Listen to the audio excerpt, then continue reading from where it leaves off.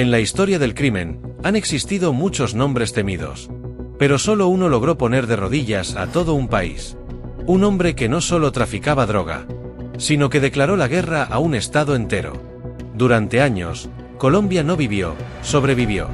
Explosiones en las calles, políticos asesinados, ciudades enteras paralizadas por el miedo. Y en el centro de todo, un solo nombre: Pablo Escobar. El hombre que construyó un imperio con cocaína, que compró lealtades con millones, y que silenció enemigos con una sola decisión: plata o plomo. Una frase que no era amenaza, era una sentencia. Pero detrás del poder, había una historia. Una que comenzó con un niño pobre, y terminó con el criminal más buscado del planeta. Esta no es solo la historia de un narcotraficante. Es la historia de cómo el dinero, el poder y la ambición pueden convertir a un hombre en una leyenda del miedo y en una advertencia para el mundo. Esta es la historia completa de Pablo Escobar.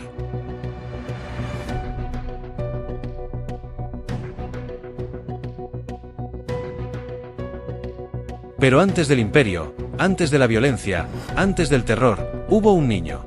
Un niño nacido el 1 de diciembre de 1949, en Río Negro, Antioquia. Su nombre completo: Pablo Emilio Escobar Gaviria.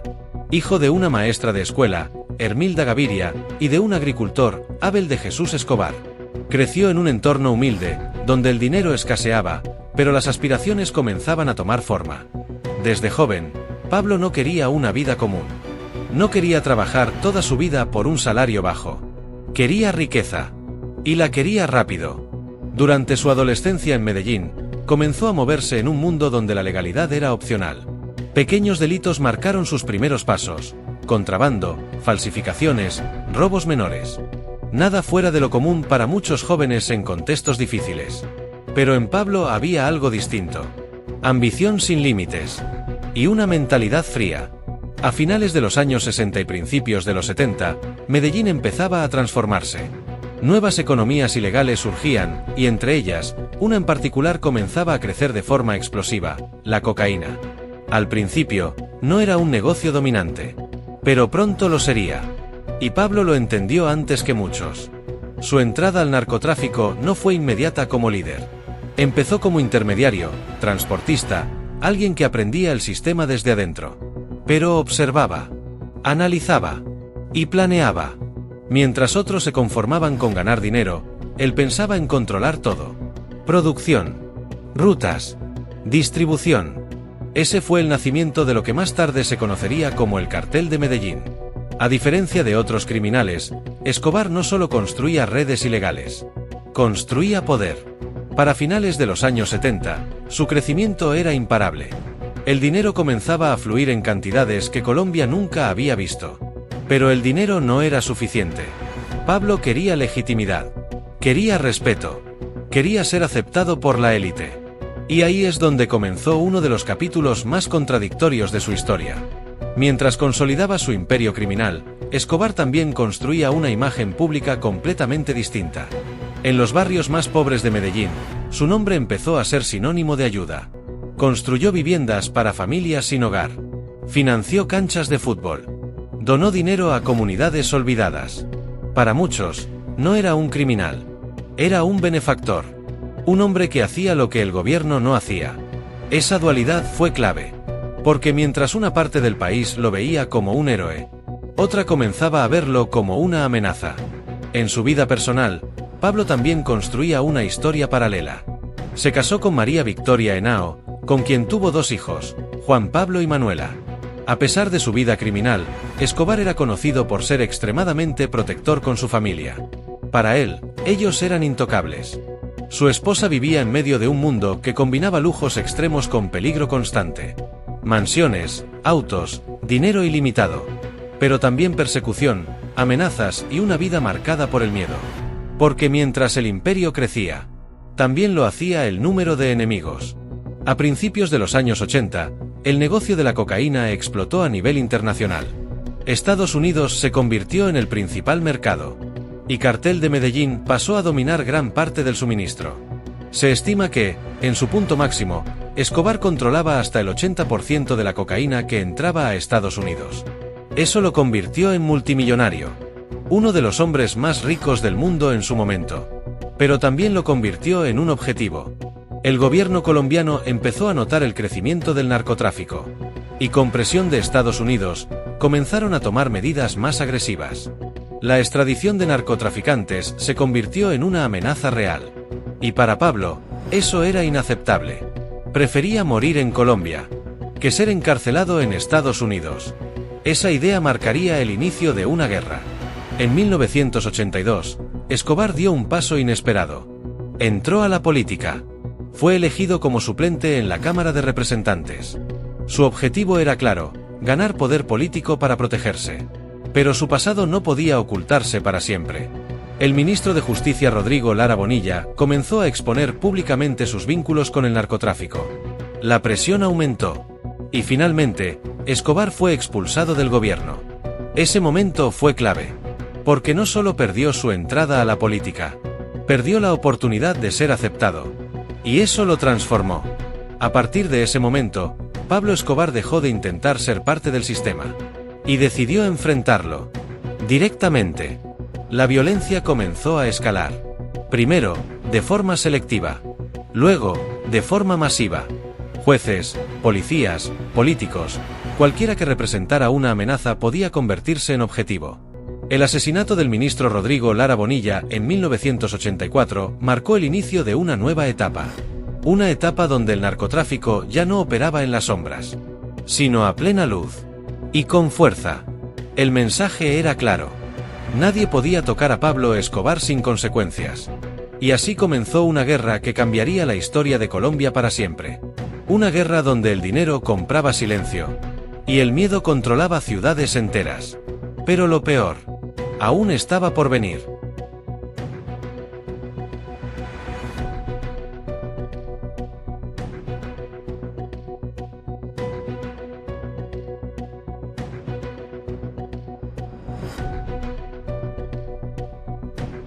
Para mediados de los años 80, el nombre de Pablo Escobar ya no solo representaba poder, representaba miedo.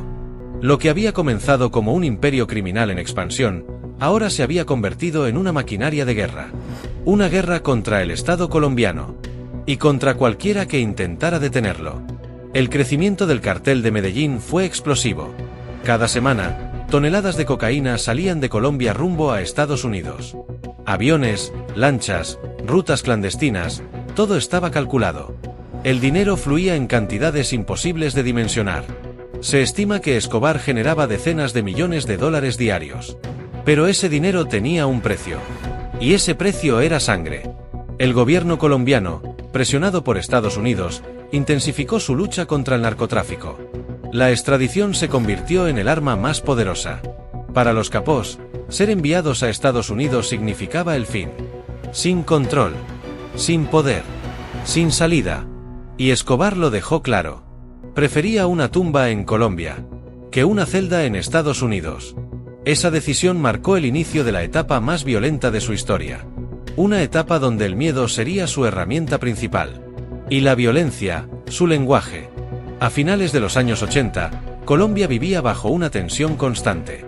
Las calles de Medellín, Bogotá y otras ciudades se transformaron en escenarios de guerra. Explosiones, asesinatos, secuestros. Todo era parte de una estrategia.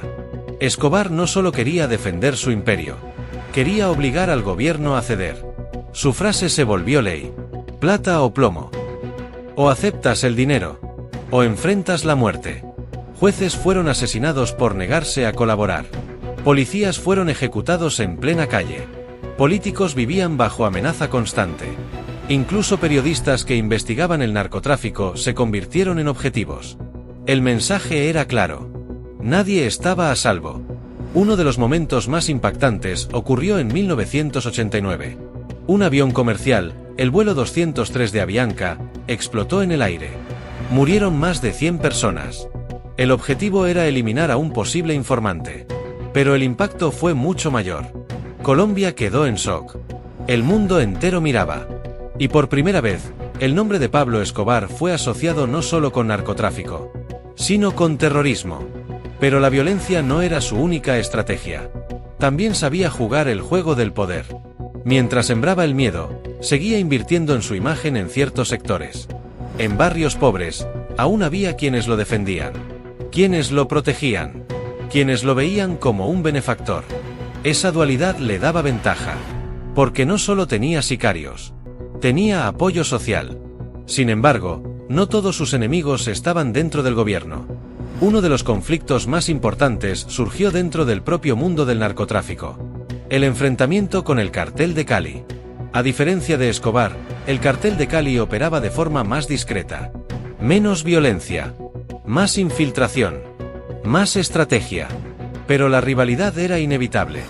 Ambos querían lo mismo: control total del negocio. La guerra entre carteles fue silenciosa al principio, pero pronto escaló. Asesinatos selectivos, traiciones, espionaje. Era una lucha por supervivencia, y el equilibrio de poder comenzaba a cambiar. Mientras tanto, la presión internacional aumentaba. Estados Unidos no solo exigía resultados, también comenzaba a intervenir de forma más directa. Agencias como la DEA intensificaron sus operaciones en Colombia.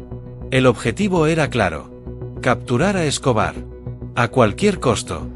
Dentro del país, el gobierno creó una unidad especial: el Bloque de Búsqueda, un grupo élite dedicado exclusivamente a localizar y capturar a Escobar. Pero la tarea no era sencilla. Pablo tenía recursos ilimitados, redes de información y lealtades compradas. Cada movimiento del gobierno podía ser filtrado, cada operación podía fallar. Mientras la presión aumentaba, también lo hacía el desgaste. El imperio de Escobar seguía siendo poderoso, pero ya no era intocable. Sus aliados comenzaban a caer, sus rutas eran atacadas, y sus enemigos crecían. En su vida personal, la tensión también era evidente. Su familia vivía bajo constante amenaza. Su esposa, María Victoria Henao, y sus hijos se vieron obligados a cambiar de vida constantemente. Mudanzas, protección, aislamiento. El lujo seguía presente, pero la tranquilidad había desaparecido. Escobar, a pesar de todo, mantenía una regla clara: su familia estaba por encima de todo. Hay historias que reflejan ese nivel de obsesión, como cuando, según relatos, llegó a quemar grandes cantidades de dinero solo para mantener caliente a su hija durante una huida. Más allá de la precisión del hecho, el mensaje era claro: el dinero nunca fue el fin, el poder y el control lo eran. Para 1990, la situación era insostenible. Colombia estaba al límite. La violencia había alcanzado niveles históricos, y el gobierno necesitaba una solución rápida y efectiva.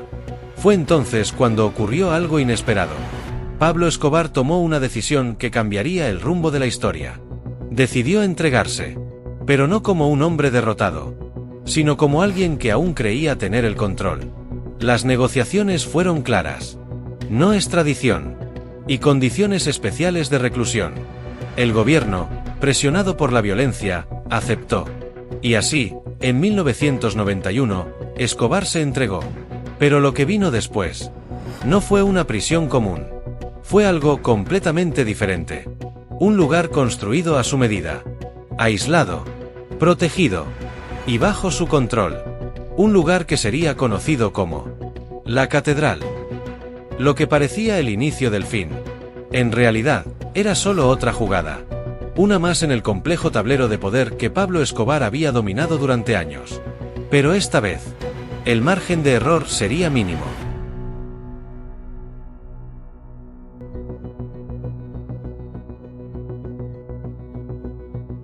En 1991, cuando Pablo Escobar se entregó a las autoridades colombianas, muchos creyeron que el capítulo más oscuro del país estaba llegando a su fin.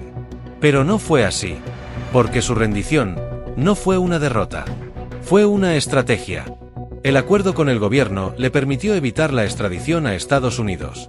Y lo más sorprendente, le permitió construir su propia prisión, un lugar conocido como la Catedral.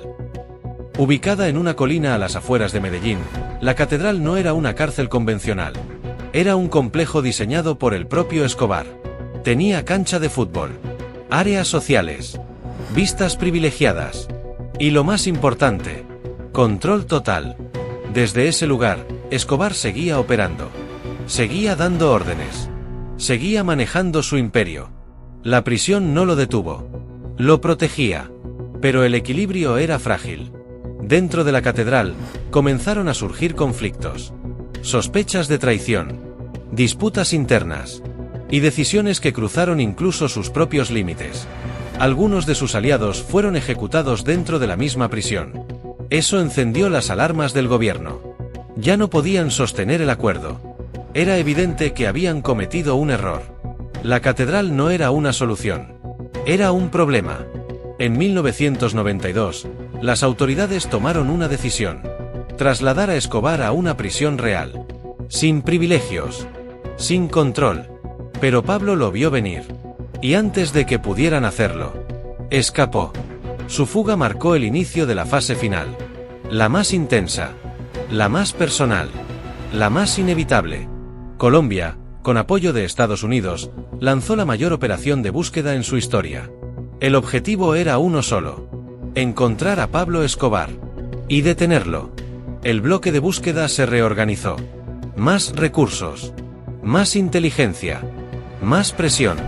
Pero esta vez, no estaban solos. En paralelo, surgió un grupo clandestino. Un grupo que operaba fuera de la ley.